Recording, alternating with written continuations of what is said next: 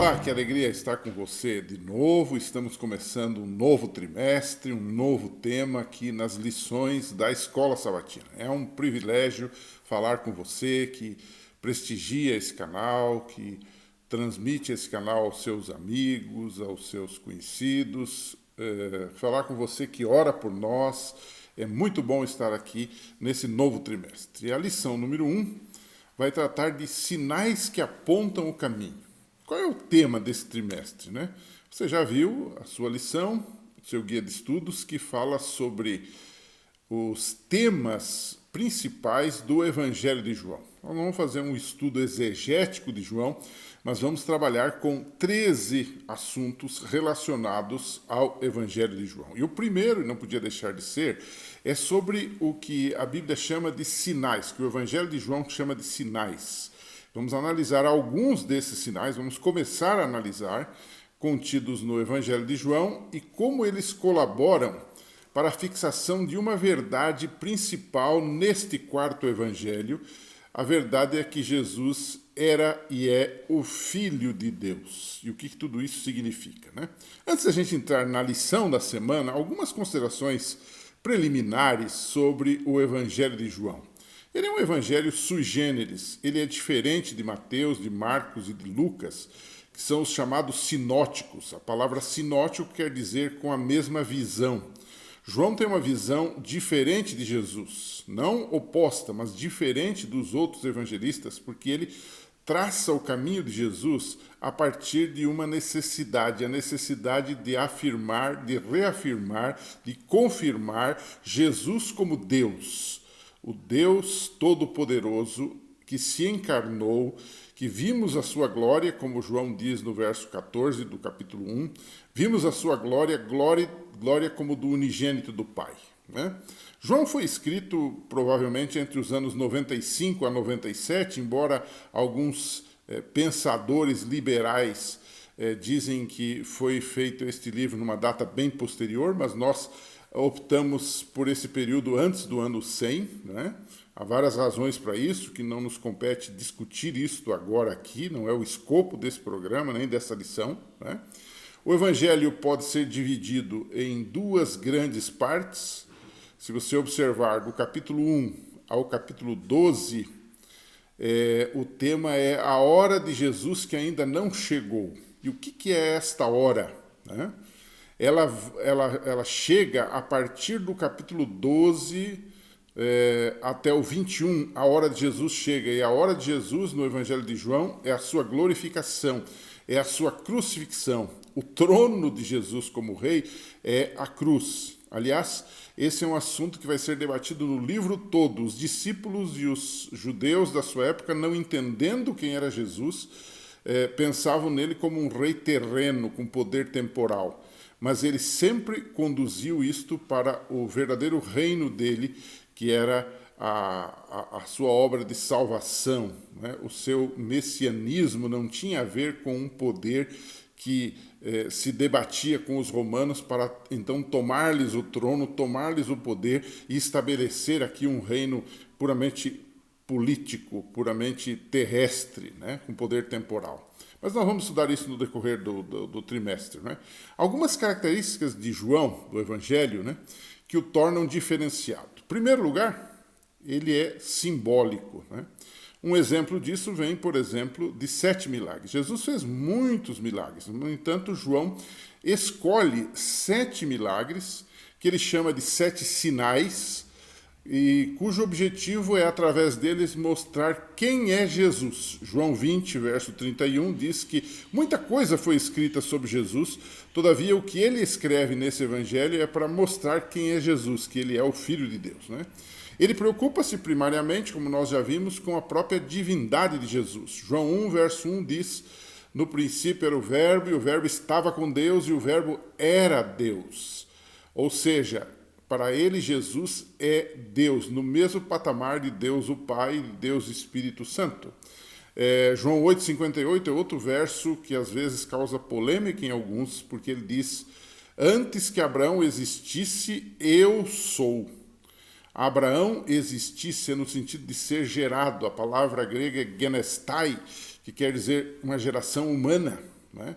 Mas quando Jesus diz, antes que Abraão existisse, fosse gerado no ventre de uma mulher, eu sou, ele estava se referindo a uma vida que existia nele de forma eterna, não apenas gerado no ventre de uma mulher. Eu sou. Alguns têm encontrado um correspondente a isto, àquela expressão de Êxodo 3,14, que diz que Deus apareceu a Moisés e disse, eu sou. Não é? Então, você tem aí uma ligação entre Jesus e a divindade, né? Um outro ponto que se estabelece em João é que ele estabelece uma coerência entre o que Jesus oferece e o que ele de fato é. Por exemplo, ele oferece água. Ele é a água da vida, né? Em João, Jesus oferece pão, tanto é que ele multiplica os pães para aquelas pessoas necessitadas que estavam à sua frente naquele milagre da multiplicação dos pães, lá no capítulo 6. E a Bíblia diz que ele é o pão da vida, né? Ele oferece luz. Ele é a luz do mundo, né? Ele oferece ressurreição, né? E ele é a ressurreição e a vida, quando ressuscitou Lázaro, lá no capítulo 11, verso 25. Enfim, nós temos Jesus oferecendo e sendo, uma coerência entre essas duas coisas no Evangelho de João. E por último, eu queria destacar o Evangelho de João como sendo um evangelho que fala de escatologia, mas de uma escatologia não apenas referindo-se ao futuro, sobre a sua segunda vinda. Na verdade, em João, Jesus prepara moradas no céu, quando ele volta uma segunda vez, que nós ainda estamos aguardando, João 14, 1-3, mas ele já quer morar conosco hoje, é o que nós chamamos de escatologia realizada na pessoa de Jesus Cristo. Não é? João 14, 23 diz, nós viremos e faremos nele morada. Então você tem um tipo de escatologia que aponta não só para o futuro, mas cuja glória já começa no presente. Já desfrutamos o céu a partir de agora, quando temos Cristo conosco, né? E eu queria também destacar aqui algumas observações sobre os famosos 7 sinais no Evangelho de João, porque isso vai balizar, isso vai orientar toda a nossa discussão nesse trimestre, né? Você sabe que o Novo Testamento ele usa algumas palavras para milagres, né? Uma delas, a mais comum, é dinamis, né? Que refere-se a obras poderosas de Jesus, né? E essa palavra, inclusive, não aparece no Evangelho de João, aparece nos outros evangelhos, né? A outra palavra é terata. Terata é maravilhas, é coisas portentosas, grandiosas. Mas a palavra que se usa com abundância no Evangelho de João, referindo-se aos milagres, especialmente aos 7 milagres especiais que existem narrados por João, é a palavra semeion, ou semeia, como alguns colocam, não é? Ela refere-se, essa palavra, aos sinais ou milagres de Jesus, que não são simplesmente cruas manifestações de poder, mas são mais do que isto. Não são simples truques de mágica para impressionar os incautos, as massas ou coisa parecida, mas para João os sinais são manifestações significativas de poder que apontam para além de si mesmos, para realidades mais profundas que podem ser percebidas apenas com os olhos da fé. E é interessante que cada sinal, cada milagre desse tem um discurso explicativo que o precede ou que o sucede. Então, mostra que eles não estão ali à toa, eles foram adrede colocados ali para que você possa ler, entender e ser impactado em fé a respeito daquele assunto que aponta para Jesus, né? Os milagres, disse alguém, são sinalizadores cristológicos, não verbais. Os milagres não eram para satisfazer a necessidade, a curiosidade humana apenas e simplesmente. Eles tinham algo mais, né? E aí, então, com isso introduzido, nós podemos chegar na lição desta semana. Então, a partir de agora, eu quero colocar para você o que o nosso livrinho trouxe, o nosso guia de estudos trouxe. A lição dessa semana vai estudar 3 dos 7 sinais, né? E o que nós aprendemos deles e da reação dos líderes judeus da época de Jesus, quando Jesus fez esses sinais. O primeiro milagre que analisamos essa semana, eu chamei de sinal 1, para ficar mais fácil a identificação e a didática, né? É o milagre em Caná. Você já conhece, né? João capítulo 2, do verso 1 até o verso 11, aquele famoso milagre que Jesus, numa festa de casamento, é interessante como o Filho de Deus começa o seu ministério, começa os seus sinais numa festa de casamento, né? E ele transforma a água em vinho, porque o vinho havia faltado e a sua mãe então lhe faz um pedido para que ele fizesse alguma coisa, e ele disse, mulher, não é chegada a minha hora ainda, quer dizer, não chegou a hora da minha glorificação, mas ele atende esse pedido e ele faz essa multiplicação, ou seja, essa transformação da água para o vinho, e a festa continua de forma alegre, e o vinho era melhor do que o anterior, não é? Tudo indica, e nós temos essa crença, essa convicção que Jesus não fez um vinho alcoólico para estragar a vida das pessoas, não é? Este vinho, se foi feito por Jesus, deve ser um vinho que não trazia problemas de alcoolismo, problemas de embriaguez e tudo que nós conhecemos, né? É interessante que aí há um paralelo entre Jesus e Moisés, que era o grande líder do povo judeu. Semelhante a Moisés, que transformou a água do Nilo, né, em sangue, numa prova de que ele era o libertador, Jesus foi além, ele transforma a água em algo bom, em um vinho para ser bebido junto às pessoas, pelas pessoas que estavam ali, né? Então Jesus foi além, Jesus transformou a água em vinho não fermentado, e ali nós temos o milagre da transformação, e onde Jesus começa a se solidificar na mente do povo como o grande libertador, aquele que fazia sinais que atestavam a sua divindade. Como Moisés fez sinais que atestavam a sua característica de libertador no Antigo Testamento, Jesus, o novo Moisés, faz milagres de transformação, faz um milagre de transformação para atestar agora a sua divindade, o verdadeiro libertador que havia surgido no cenário. O sinal número 2, que também foi objeto da lição dessa semana, é aquela cura do oficial, do filho do oficial romano, né? E aqui nós temos uma história bem interessante. Um homem se aproxima de Jesus e ele pede que seu filho, que Jesus vá curar o seu filho, né? E aí esse homem revela um tipo de fé deficiente inicialmente. Por quê? Porque ele queria que Jesus fosse lá para curar, porque ele havia ouvido de Jesus, dos seus milagres anteriores a isto, e agora ele queria testar se esse de fato era o grande médico, o grande Messias que todos estavam falando que era, mas a sua fé era do tipo ver para então crer. E esse era o problema. Ele queria ver o milagre para então crer. E ele chega, como se diz, botando banca. Ele chega e diz, Senhor, você tem que ir lá, né? Você tem que ir lá. E Jesus diz, olha, se vocês não virem sinais e prodígios, vocês nunca vão crer. Jesus aparentemente repreende aquele homem. E ele é impactado com essas palavras de Jesus. Tanto é que depois ele muda o seu discurso e ele agora chama Jesus de Senhor, diz, Senhor, desce antes que meu filho morra.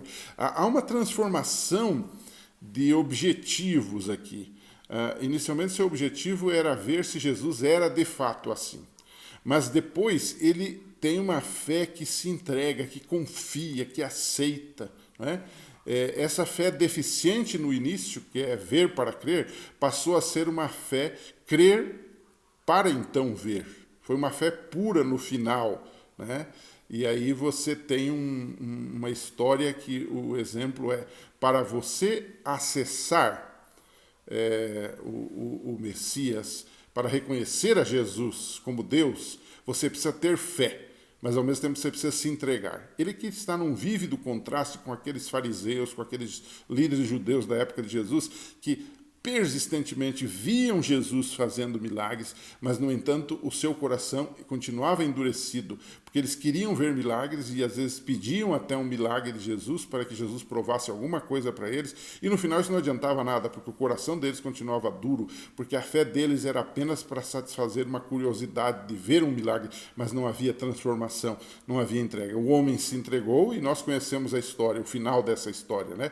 Num lugar distante de onde Jesus estava, apenas a palavra de Jesus curou aquele moço, curou aquele servo que o seu senhor tanto amava. E quando ele chega em casa, né, no outro dia, ele percebe, ele foi avisado de que na hora que Jesus falava, né, vai, creia e pode ir, creia na minha palavra e pode ir, naquele momento o moço foi curado. Então essa é a fé verdadeira, é ver para então crer.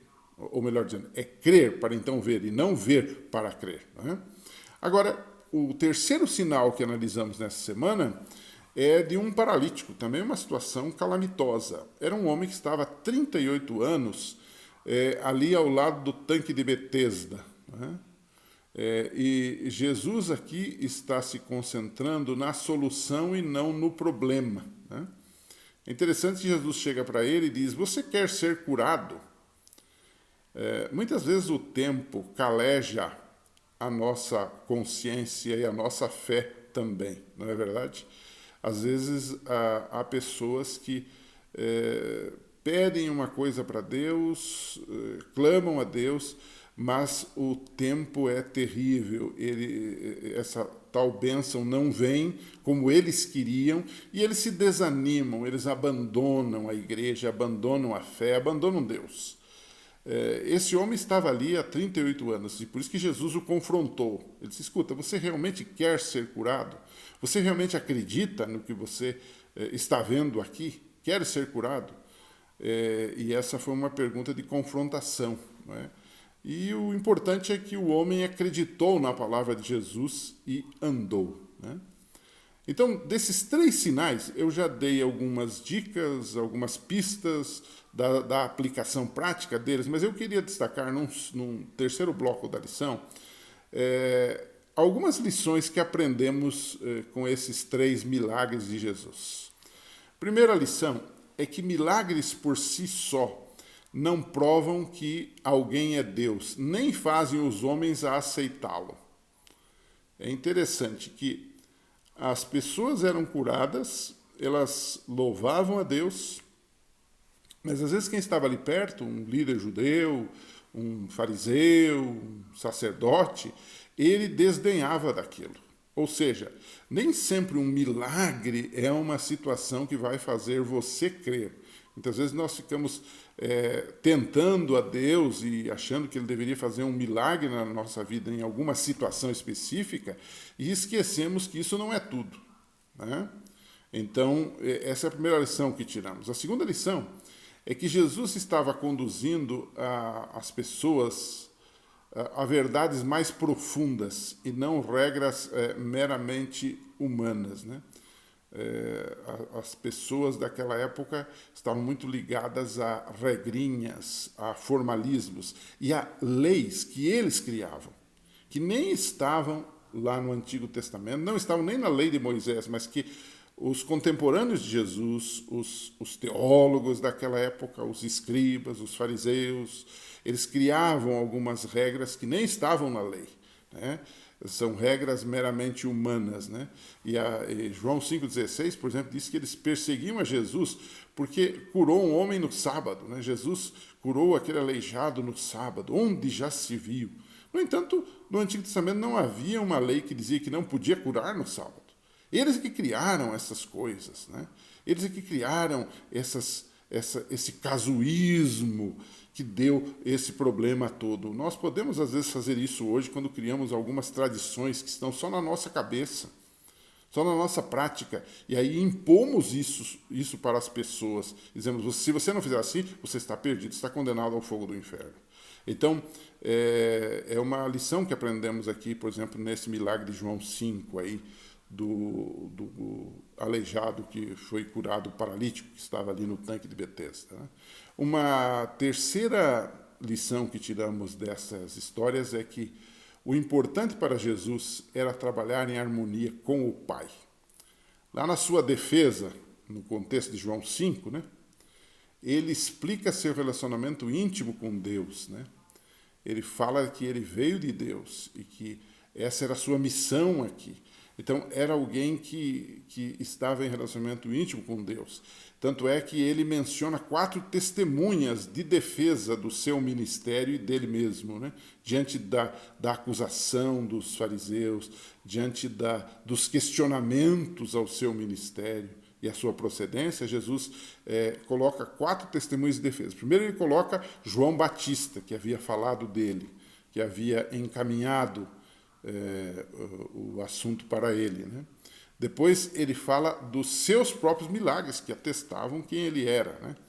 E ele fala do Pai como alguém que confirma as suas obras. E finalmente ele fala das Escrituras, né? Ele diz: examinais as Escrituras, porque vós julgais ter nelas a vida eterna, e são elas que testificam de mim, testemunham de mim. Então, o quadro aqui está completo. E finalmente, Jesus diz em João 5,45 que seus inimigos seriam julgados por Moisés, a quem eles diziam confiar. Ou seja, a própria lei que foi dada a Moisés iria julgar esses indivíduos, né? Agora, eu preciso terminar. O programa de hoje foi um pouquinho mais longo, porque fizemos uma introdução geral ao Evangelho de João. Mas eu queria terminar colocando uma pergunta final na lição desta semana, a lição número 1. Se Jesus andasse hoje no planeta Terra, fazendo milagres como fazia no passado, nós teríamos mais ou menos gente que creria nele. O que você acha? O que você pensa disso? Converse um pouco com os seus alunos, discuta este assunto, para a gente entender um pouquinho o que pensam as pessoas, o que elas entendem sobre esse assunto. Se Jesus andasse hoje fazendo milagres, teria mais gente que ia segui-lo, como seguiu no passado, ou teria menos gente? O que você acha? Quem vai fazer isso? Bom, pense nisso.